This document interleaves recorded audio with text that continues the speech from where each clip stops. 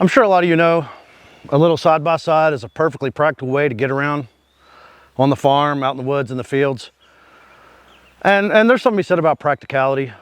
But what about a really impractical way?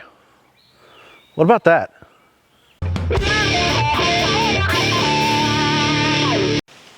Hey everybody, this is James Rattlesnake Defense. So I want to talk to you about something of mine today.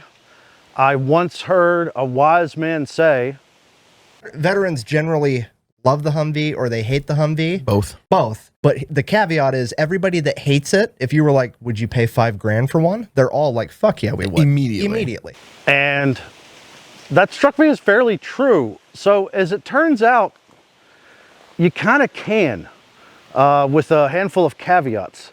So I accidentally bought a Hummer, which is a story in itself.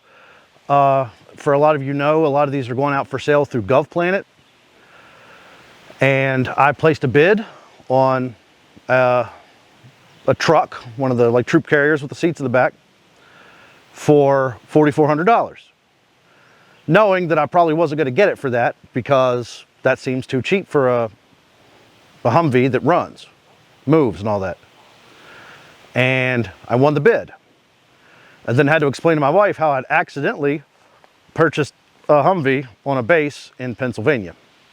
But without further ado, among other things, this is a 2008 M1097 R1. This is not one of the fancy Hummers. It's a truck, soft top, no doors, mismatched.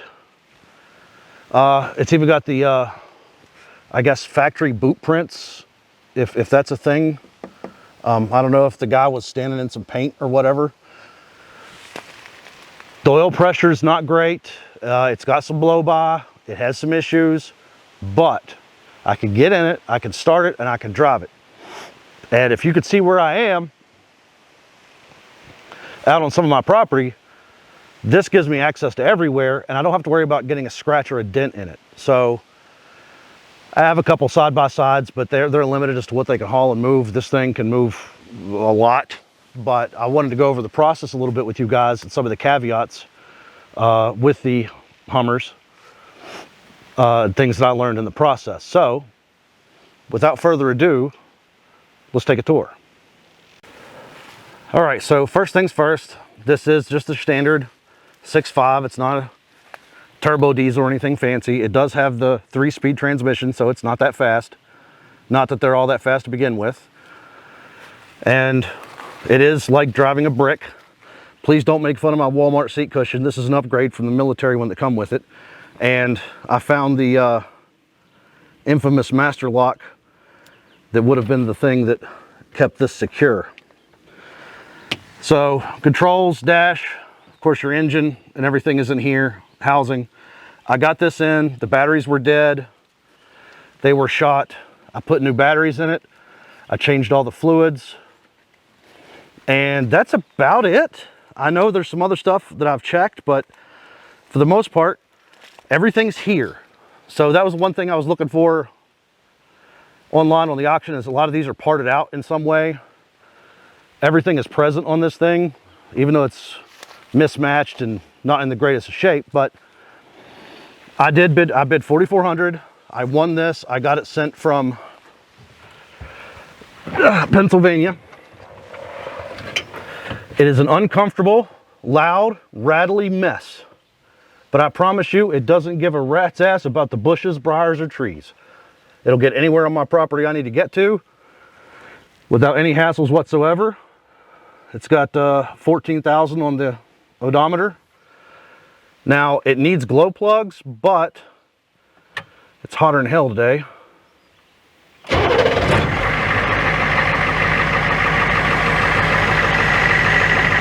And there you go. You yourself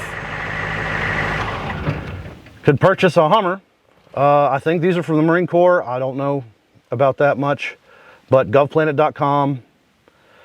There are guys, if you're looking for the technical stuff, there are guys that do a way better job of telling you about the engines and the specs. I'm not a mechanic. I was raised poor, so I know how to work on stuff myself because I had to. But diesels are a little bit of a mystery to me, so I had to learn a little bit. We did, you know, it's 24 volts, so I had to buy 2 batteries to get it going, wire everything up. Of course, that's all right here under the passenger seat, the battery compartment. It's got a bed. It did have 1 door back there, but the main thing is, if this is something you're looking at, you can go to GovPlanet, you can buy it. Now, here's the caveats. You have to get it shipped. There's a lot of paperwork that you have to do, and there's a lot of fees on top of it. So I ended up paying about $5,500 for this, and another $600 to have it shipped to me from the base. So I do have more than 5K in it altogether, if you add everything up. But for the price of used cars and side-by-sides nowadays, this thing is way more fun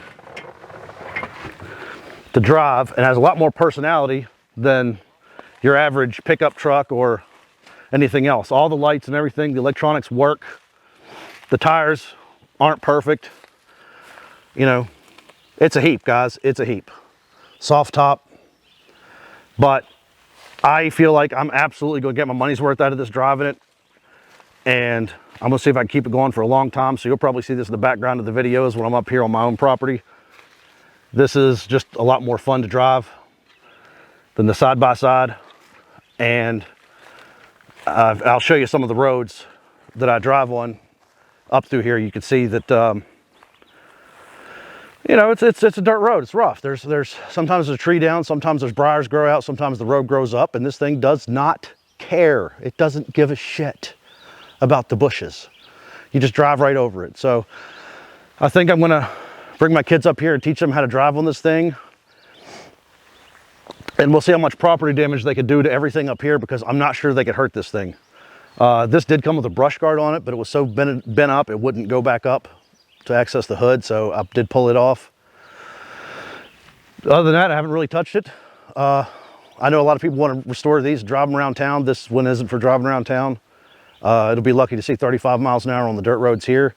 You can get nicer ones if it's something you want to drive on the street. Titling can be a bitch. Speaking of licensing, here in West Virginia, it's been a problem. The DMV told me that the DOD didn't give me a certificate. They only gave me a form that's been notarized, and it has to be a certificate for them to accept. So they told me to contact the Department of Defense. The West Virginia DOT wants me to tell the Department of Defense they're doing it wrong. So I don't think that's going to work out for me, so I'll find some other means of getting around that. I would just like to get a farm use tag for it in case I need to take it down to the gas station instead of hauling diesel here. But check your local laws as far as licensing goes. Insurance could be a problem too, because this thing doesn't have a VIN. It has serial number, a 6-digit serial number. And nobody wants to take that as a VIN. So you need to try to get a VIN on it. I'm still in the middle of that process. I might update. Let me know if you have any questions about that. But I'd be happy to help anybody who needs anything that I can help. I flew into this process completely blind, having no idea what I was getting into. And it turned out positive for me. So, you know, yeah. That's a whole nother story, but you know, I just want to put this out there that this is something you guys can buy. I've spent a lot more money on way stupider stuff than this. Of course, a lot of military guys, they talk shit about Hummers. I understand that completely. But it is an awful lot of fun to drive around in something that you know the government paid more than $100,000 for. This one actually had the sticker, the DOD sticker in it, and it was 97,000 and some change, I think, just base. So, hey, I don't get very many chances to drive around a $100,000 car. Just saying.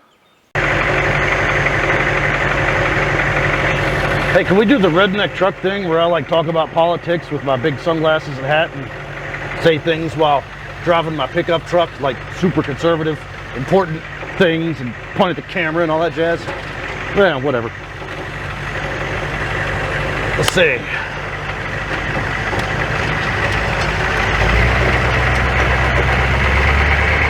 It's got plenty enough power to get through anything I need to get it through.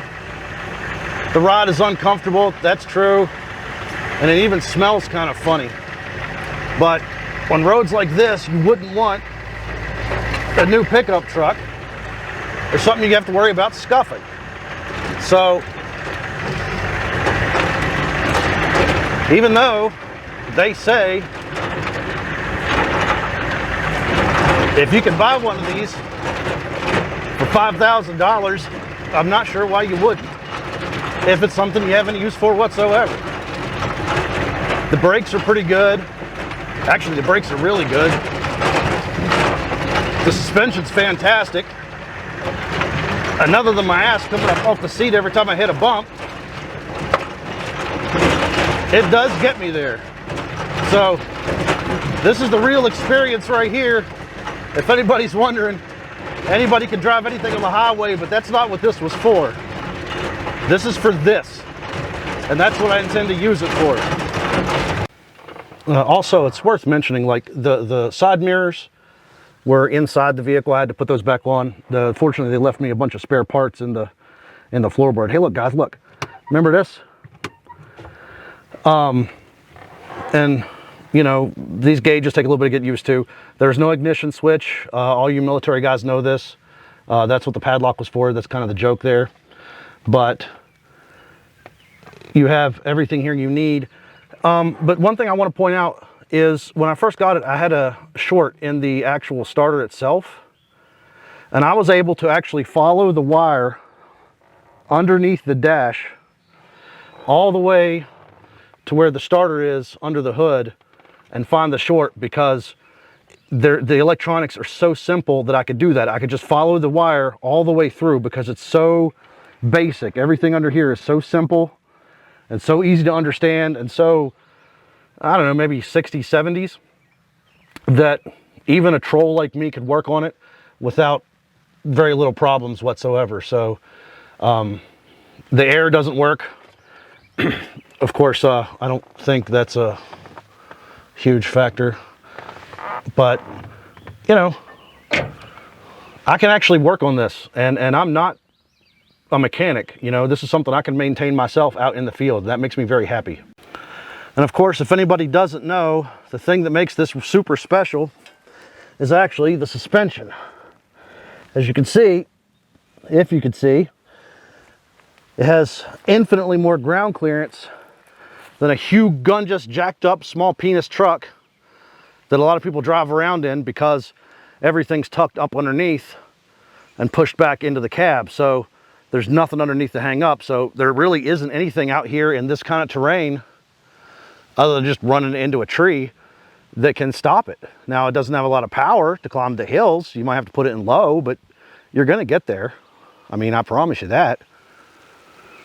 But I mean, yeah, the fact is, there's a lot of this out there, and right now there's not very much this out there. And I don't know how often you're gonna have a chance to buy these things. You have to understand they're being replaced. So there's a limited number of them. There's a limited number that will be for sale that you could buy. I was fortunate and got one at a good price. I hope you guys can do the same if it's something you want to do, but Lord knows I buy dumb shit all the time anyway, so please don't judge me. I'll tell you one thing right now, after driving that Hummer out here, this CF Moto feels like a Ferrari. Keep that in mind also. Fat Electrician, please don't be mad. I love your stuff very much. Big fan. I hate that. I hate that so much. That sounds so awkward. Oh, I'm a big fan.